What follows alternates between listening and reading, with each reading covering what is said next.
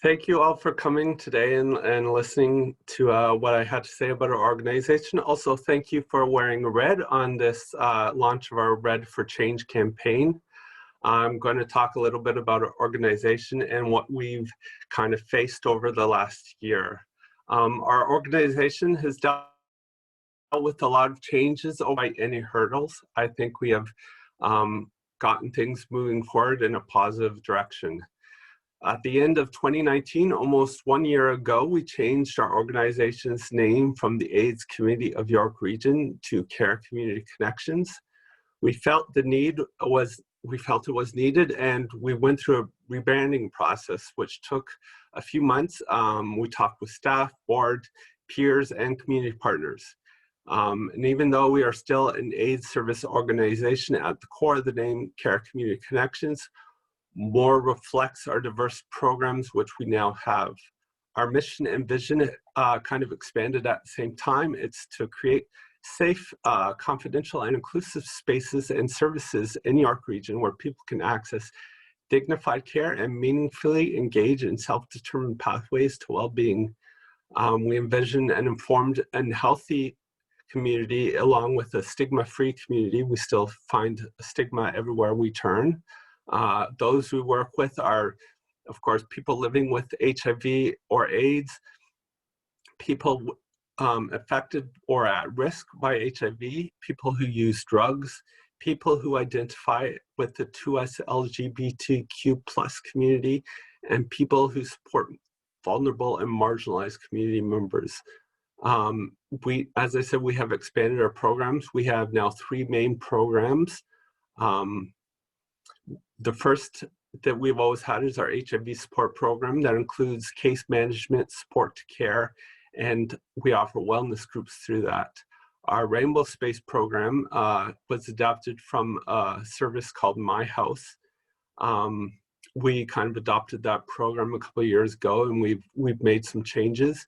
It's now called Rainbow Space. It offers mainly social support through groups and a variety of events for both youth and seniors who identify with the 2S LGBTQ+ community.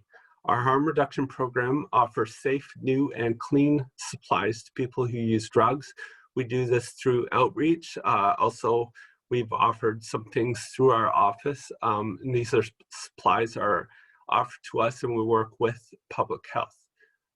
We are also running currently an ongoing series called Peer Links. It's a workshop for folks from all 3 programs, and the workshop center around digital storytelling, which combines life experience, voiceover, and video imaging.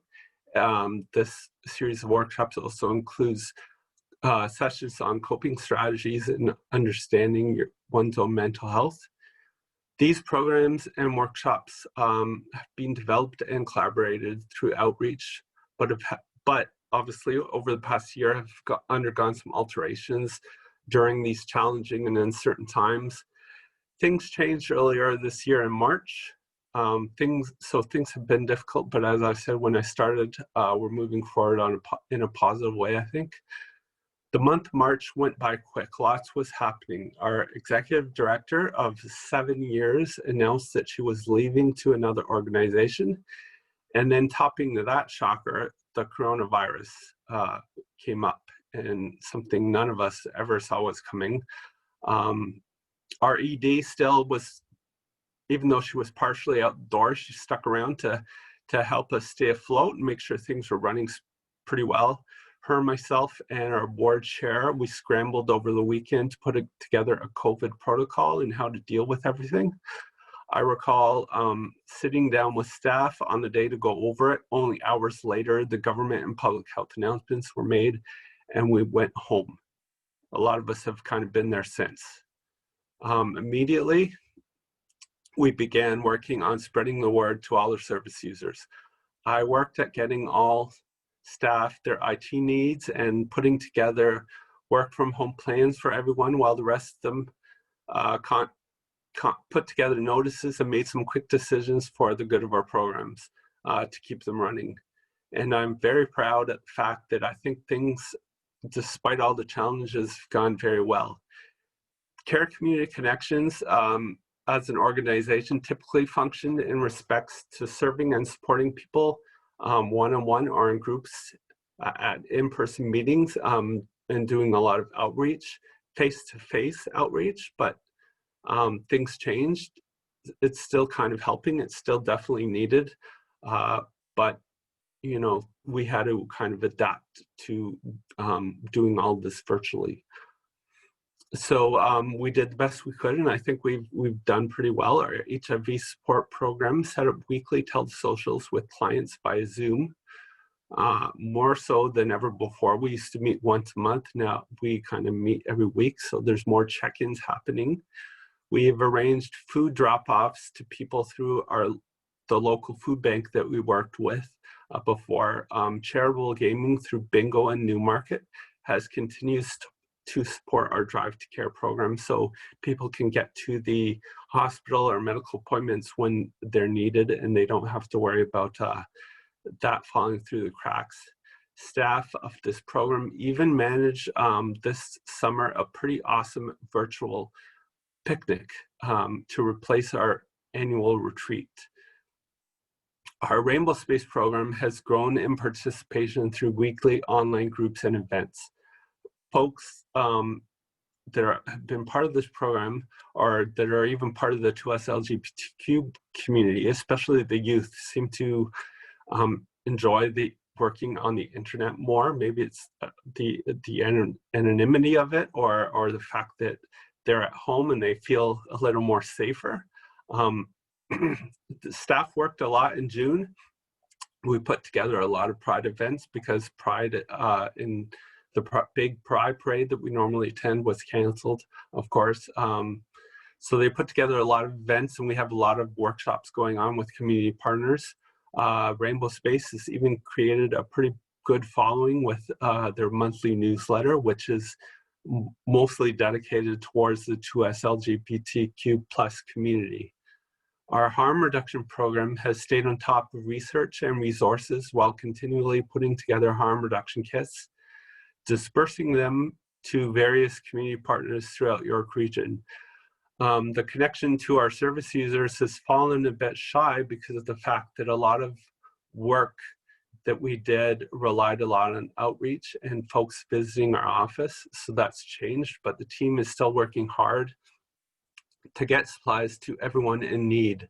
The harm reduction staff are also providing workshops to many providers out there, and just recently wrapped one up with YRP. The Peer Links workshop has also pushed forward in a good way. They're working more with each one of our programs, so everybody can get involved in that. And both of our women's and our men's and women's health coordinators have also flourished by delivering workshops, working with other staffs in more ways than was even done before in the office. So again, a lot of positive things happening.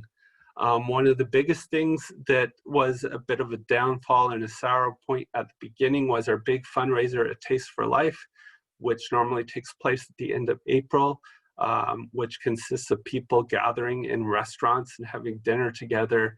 Marge mentioned this earlier, attending the host. None of that really happened, and obviously restaurants are not in a position to be donating any money to anyone at this point. But we managed. We did a little Taste for Life campaign online, and we've received quite a few donations. Through those donations, as well as assistance from the United Way, we have kept our compassion fund going to help people offset medical bills and household needs, etc. But also, we've been distributing a lot of gift cards for groceries, pharmacy needs, or transit. We have also gotten a lot of PPE through the United Way funding, both to set up the office for ourselves and to make it safe, but also to distribute to some of those that we work with. We are currently working with the region of York in a mask distribution program, so we've been getting a lot of stuff out there, sending it out with our gift cards. The harm reduction team has been including masks in all the kits that they've been making and that we've been getting out to the public. So it's going quite well. In late June, we were joined by our new executive director, Marie Morton. Not being able to meet in person made introductions a little different, but regardless, I think her integration to working with staff seemed to go quite smoothly. And if all of this wasn't enough, we up and moved our organization from Richmond Hill to Newmarket.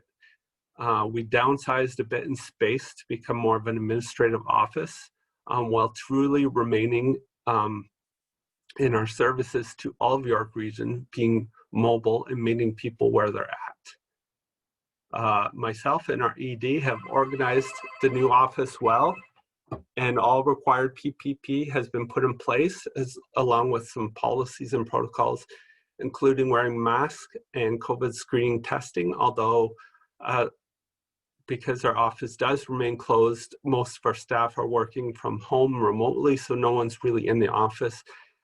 Myself and Marie do go in every once in a while to get administrative things done. As I said, the staff are working remotely and keeping in touch with our service users, making sure that things stay active, that our programs run smoothly, and that people receive the support they need, which I think is happening. We're also keeping in mind that we are already working with vulnerable populations, so keeping everyone safe is the priority, and that can be quite the balance and a bit of a challenge sometimes. For example, our HIV program, a lot of our service users there really want to get together and see folks. That's what they're used to. We have toyed with the idea of possibly splitting groups up to multiple groups, meeting in small doses, like 6 people at a time, and then spending time in between to clean things down. But because of the landscape of COVID and the way things are changing, I mean, everything's up in the air, and everything we plan is tentative. So we've kind of canceled that, and you know, people are upset, but you know, we never know. We don't know where things are going to go. I mentioned Taste for Life being kind of canceled earlier on this year, but we still did try to proceed with that a little bit. We are also proceeding with some of our other things. Our holiday care program is currently up and running. We are trying to contact people that have donated in the past. We are looking for donations of gift cards and sponsorship.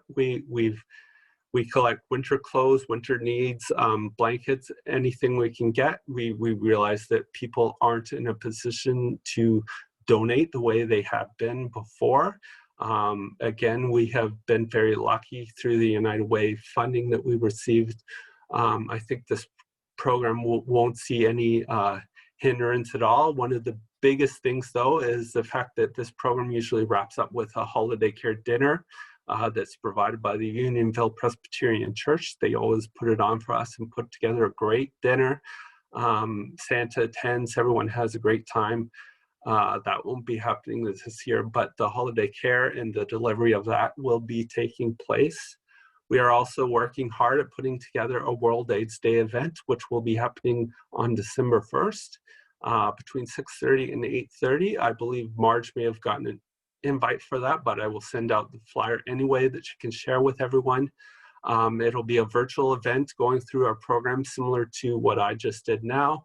We will have a traditional opening and closing by Suzanne Smoke, and the Richmond Hill United Church will actually be doing a live candlelit vigil at the end of the presentation.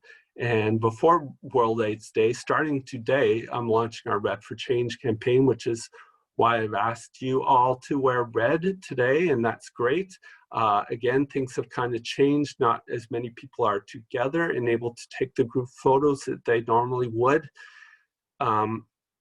People are also busy with other things. You know, so much is different now. It's hard to know what to expect. But we are doing well, and I'm actually receiving quite a few pictures of people in red and from Zoom meetings just like this one.